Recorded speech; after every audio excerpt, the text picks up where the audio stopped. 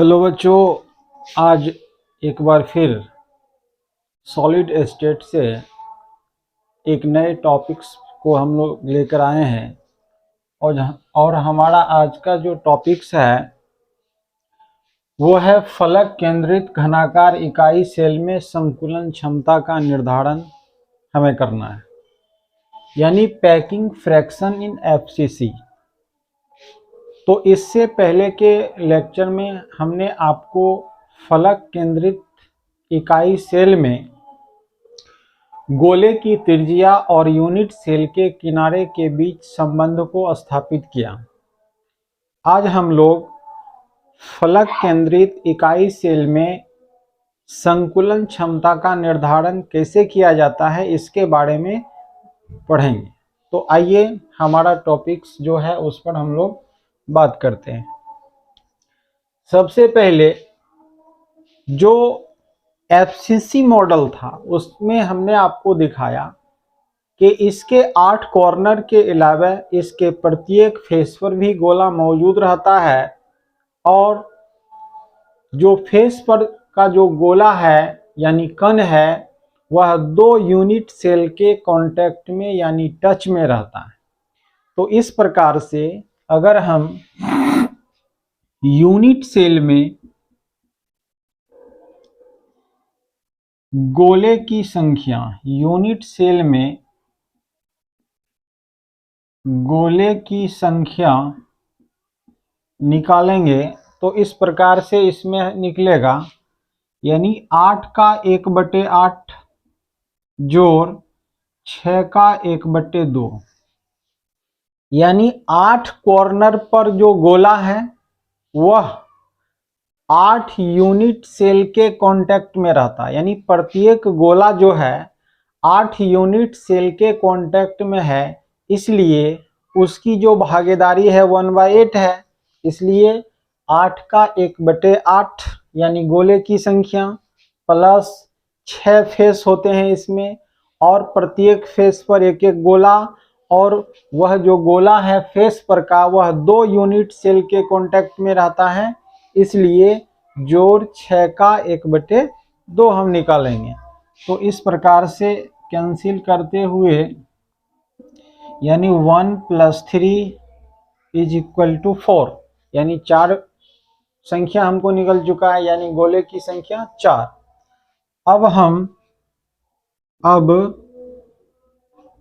गोले का आयतन यानी 4 गोले का आयतन हमको निकालना है, यानी अब 4 गोले का आयतन यानी कि volume of 4 sphere, volume of 4 sphere निकालना है। यानी गोले का आयतन हमारा क्या होता है 4/3 πr³, यानी कि गुने पाई गुने आर। हमने इससे पहले के लेक्चर में आपको इसमें आर का वैल्यू निकाले थे, वो था यानी कि हमारा था a/2√2। इससे पहले के वीडियो में हमने आपको निकाल के बताया कि एफसीसी में गोले की त्रिज्या और यूनिट सेल के किनारे के बीच संबंध क्या है, जिसमें हमने आर का वैल्यू प्रमाणित किया था a/2√2। तो इस प्रकार से हम r का वैल्यू यहाँ पर a/2√2 लगाएंगे। r का q है तो यहाँ पर q देंगे, 4 × 4/3 × पाई, यानी aq हो जाएगा आपका बटे 2 दूनी 4 दूनी 8 गुने √2 को 3 बार गुना करेंगे तो क्या हो जाएगा 2√2 हो जाएगा। इस प्रकार से जो कटेगा उसको हम लोग काट देंगे, 4 दूनी 8, यानी कि एक ही बार काट देते हैं, 2 दूनी 4, ये दोनों कैंसिल हो जाएगा, यानी बच गया पाई aq बटे 3 दूनी 3√2। थोड़ा सा और हम बढ़ेंगे कि इसको अगर हम परिमेयकरण कर देते हैं, यानी ऊपर नीचे √2 से गुना कर देते हैं, तो हमको मिलता है पाई √2 पाई ए क्यू बट्टे, यानी 2 दूनी 4, 4 का वर्गमूल 2 और 3 दूनी 6, यानी कि √2 पाई ए क्यू बटे 6। तो इस प्रकार से यदि हम इसका कैलकुलेशन यहाँ पर करें तो हमारा हो जाएगा, यानी √2 पाई ए क्यू बटे 6। अब हमको यूनिट सेल का आयतन निकालना है। यूनिट सेल का आयतन, वॉल्यूम ऑफ यूनिट सेल, यानी वॉल्यूम ऑफ यूनिट सेल।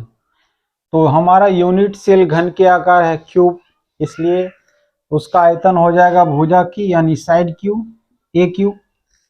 तो इस प्रकार से हमारे पास यानी कि 4 गोले का आयतन यहाँ निकल चुका है, √2 पाई ए क्यू बटे 6, और यूनिट से सेल का आयतन ए क्यू निकल चुका है। अब हमको संकुलन क्षमता का निर्धारण करना है, तो जल्दी से आप इसका स्क्रीनशॉट ले सकते हैं, फिर आगे हम संकुलन क्षमता यानी पैकिंग ऑफ फ्रैक्शन का निर्धारण करेंगे। तब तक आप इसे स्क्रीनशॉट लें। तो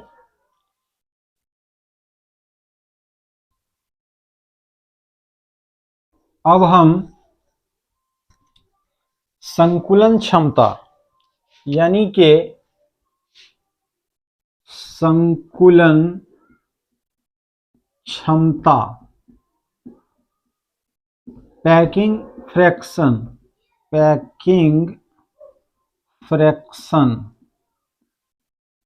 या पैकिंग एफिशिएंसी कह सकते हैं, का निर्धारण करेंगे, यानी कि वॉल्यूम ऑफ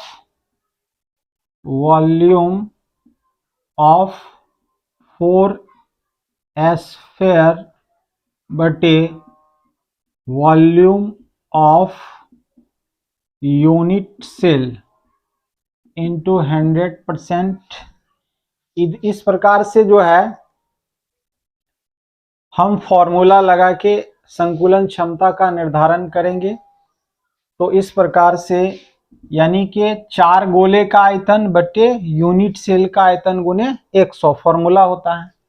तो हम यहाँ पर लिखेंगे 4 गोले का आयतन हमारा ये निकल चुका है, इससे पहले निकाल चुके थे। तो यहाँ पर लिखेंगे √2 पाई ए क्यू बाय 6 बट्टे वॉल्यूम ऑफ यूनिट सेल।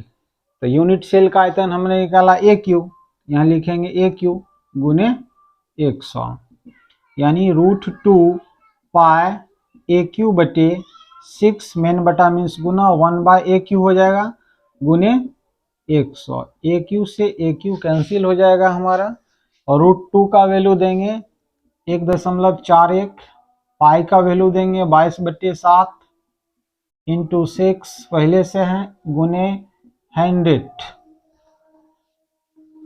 दशमलव का मान उड़ाएंगे तो नीचे में 100 होगा, 100 से 100 कैंसिल हो जाएगा, कटने वाला पॉइंट को काटेंगे 141 गुने 22 बट्टे 6 इंटू 7, यानी कि कटेगा 3 दूनी 6, 11 दूनी 22।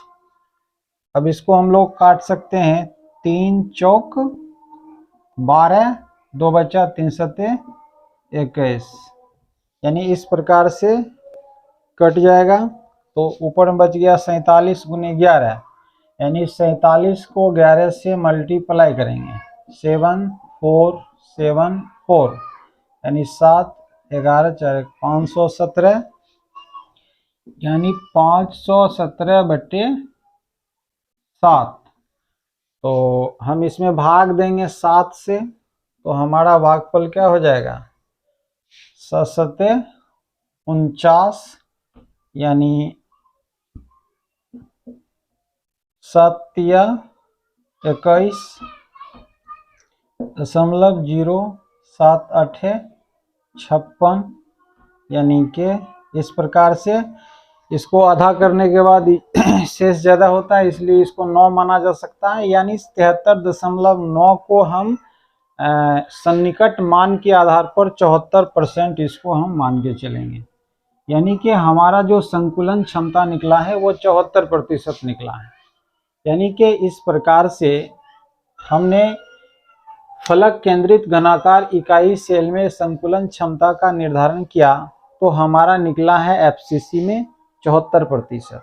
अगर हम यहाँ पर इसके वाइड्स की गणना करें, वाइड्स यहीं पर हम इसको वाइड्स निकालना चाहें तो यहाँ पर क्या हो जाएगा, 100 में इसको घटा देंगे तो 100 माइनस 74 यानी 26% हमारा वाइड्स मानी खाली जगह का जो परसेंटेज है वो हमारा 26% निकल चुका है।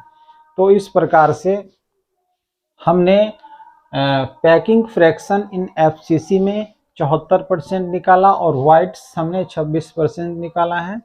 तो इस प्रकार से इस टॉपिक्स का हल यहीं पर समाप्त होता है। हम अगले टॉपिक्स को लेकर फिर हम आपके बीच आएंगे, तब तक हमें आप इजाज़त दें।